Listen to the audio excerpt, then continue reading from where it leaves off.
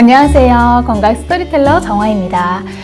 짧은 봄을 지내고 벌써 무더워지는 느낌이에요. 더위를 또 유독 많이 타는 남편이 어제부터 벌써 그 거실에 에어컨을 틀더라고요. 정말 곧 있으면 30도를 웃도는 폭염이 찾아올 시기가 머지 않았습니다. 특히 우리 환우님들 중에서 항암 치료를 하고 계시는 중이라면 식욕도 없으시고 또 체력이 전체적으로 약해져 있기 때문에 여름철 건강관리법을 미리 좀 알고 계시면 도움이 되실 것 같아서 준비를 해봤습니다. 커다란 주제로 3가지 내용을 짧게 정리를 해볼게요. 네, 첫 번째는 기온의 변화에 따른 체온 관리에 대한 이야기인데요. 최근에 암 관련 사이트에서 기온이 높은 곳에 사는 유방암 환자가 치료 성과가 더 좋고 사망률도 낮았다라는 내용을 본 적이 있습니다. 미국의 암 네트워크 연례회에서 발표된 내용이었는데요. 다소 기온이 높은 1기에서 3기 유방암 환자들 사이에서 더 나은 결과가 나온다라는 내용이었어요. 구체적으로는 연평균 온도가 섭씨 16도씨보다 높은 지역에 사는 것은 병리학적 완전 관해를 달성할 확률이 12% 더 높았다라는 거고요. 추가로 연구자들은 연평균 온도가 5도씩 증가할 때마다 전체 생존율이 2% 향상되는 것을 관찰했다라고도 밝혔습니다. 체온은 사실 1도만 떨어져도 면역력이 30%가량 약화되기 때문에 면역질환인 암의 경우에는 체온이 정말 중요할 수밖에 없는데요. 그러면 뜨거운 여름철은 암 환자에게 유리한 계절이 아닐까 생각하실 수도 있지만 여름철에 체온을 떨어지게 하는 커다란 요소가 있습니다.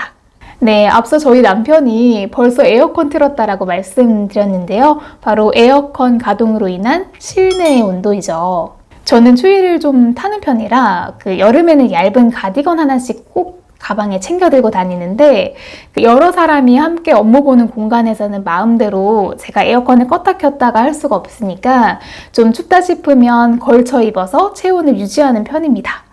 실제 한여름에 밖에 온도는 엄청 뜨거운데 은행이나 마트 가시면 오히려 추울 정도로 실내 공기가 찬 경우가 많죠. 그래서 여름철에 감기가 걸리는 경우도 꽤 있잖아요. 감기라고 하는 건 몸에 면역이 떨어졌다라는 증거인데요.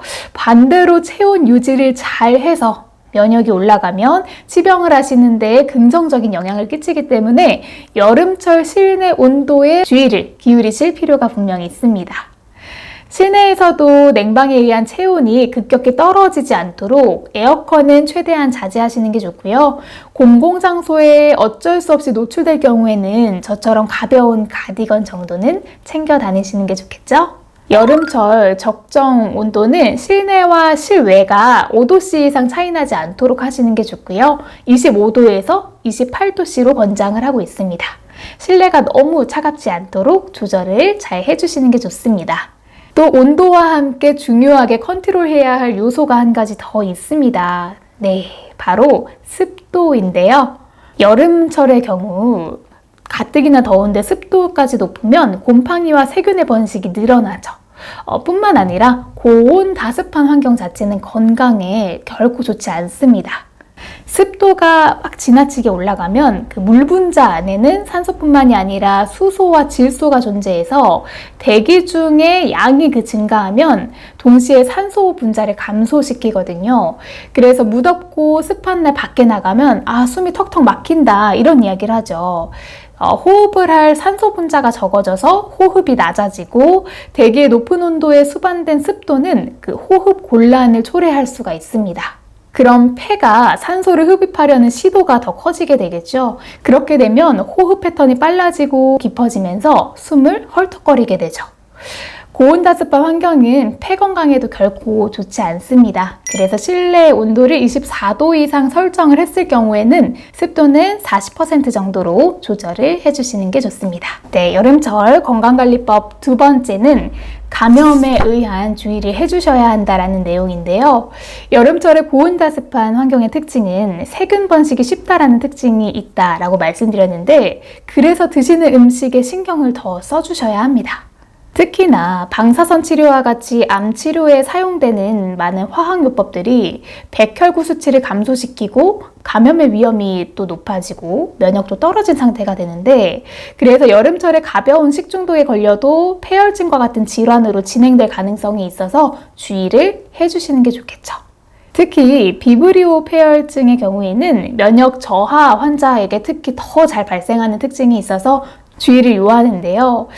여름철 음식의 변질에 주의하기 위해서는 생과일, 생야채를 드실 땐 반드시 깨끗하게 씻어서 드시는 거 지금도 뭐 잘 하고 계시겠죠? 그리고 반드시 날 음식은 피하시는 게 좋습니다.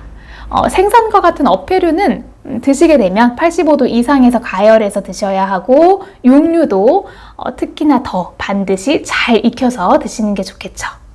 또한 폐혈증의 경우에는 그 해수에 오염된 피부 상처를 통해서 감염되는 경우도 있기 때문에 여름철에 해수욕장을 만약 가시게 된다면 맨발로 바닷물을 들어가는 것은 좋지 않습니다. 맨발로 모래사장을 밟고 상처가 생기면 바닷물에 의한 감염에 노출될 수 있으니까 작은 부분이지만 주의를 하실 필요가 있습니다. 네, 세 번째 소개해드릴 건 바로 탈수를 조심하자라는 내용인데요. 맨 처음 주의사항으로 소개해드린 내용이었는데, 그 냉방에 의해 급격히 체온이 떨어지는 것을 주의하는 것, 이것도 중요하긴 하지만 반대로 여름철 중에서도 특히 더운 날이 있죠. 찌는 듯한 무더위에는 외출을 아예 안 하시는 게 좋습니다. 그 이유는 바로 탈수 증상 때문인데요. 보통 뜨거운 더위로 인해서 우리의 몸은 땀을 분비하는 양이 많아지고, 이로 인해서 탈수 증상이 발생을 합니다. 우리 몸속 곳곳에는 혈액, 체액, 소변에 녹아있는 물질인 전해질이라는 것이 있는데, 각 전해질이 정상적인 신체 활동과 생명 유지에 필수적이거든요. 그런데 이러한 여름철 탈수 증상으로 인해서 전해질의 균형이 깨지고, 그렇게 되면 혈액의 농도가 높아져서 혈액이 끈적끈적하게 돼서 혈전이 발생할 수도 있습니다.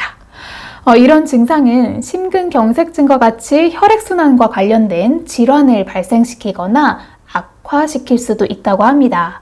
또 이런 전해질 불균형은 열사병을 일으키거나 구토, 설사, 두통을 발생시키기도 하죠. 특히 기본 체력이 약해져 있는 경우에는 탈수나 탈진 현상이 더 쉽게 나타날 수 있기 때문에 각별한 주의가 필요한 부분입니다. 자, 왜냐하면 탈수는 체온 조절에 장애를 일으키기도 하고요. 가뜩이나 여름철 입맛 잘 돌지도 않는데 입맛을 더 떨어뜨리고, 또 몸의 기운이 없어지는 허약감의 증상을 유발할 수 있고요. 이로 인해서 몸의 기능이 전체적으로 감소하고 또 합병증이 발생할 수 있어서 물을 항상 가지고 다니면서 상시 섭취하시는 것이 좋습니다. 그리고 더위에 특히 더 취약하신 경우에는 여름철 햇볕이 강한 오전 11시부터 오후 4시까지는 가급적 야외 활동은 피하시는 게 좋고, 탈수 예방을 위해서는 하루 2리터 정도의 물을 꾸준히 섭취해 주시는 게 좋겠습니다. 이 외에도요, 오이, 상추, 또 토마토, 샐러리, 그리고 피망의 경우에는 90% 이상이 수분으로 이루어져 있기 때문에 이런 야채들을 챙겨 드시는 것도 탈수를 예방하기 위한 하나의 방법이 될 수 있겠죠? 네, 오늘은 이렇게 더워지는 여름철 모두가 주의해야 하지만 면역이 가장 중요한 분들을 위해서 몇 가지 건강 팁을 전달해 드렸습니다. 첫 번째로는 실내 적정 온도와 습도를 유지하고 과한 냉방으로 인해서 체온이 급격히 떨어지는 것을 막는 것. 그리고 두 번째는 날 음식, 피부 상처로 인한 감염에 주의하시는 것. 그리고 세 번째는 탈수를 막기 위해서 기온이 높은 낮 시간대의 외출은 삼가고 상시 물을 많이 드시고 오이, 피망과 같은 수분이 많은 채소들을 잘 챙겨 먹기, 이렇게 말씀을 드려봤습니다.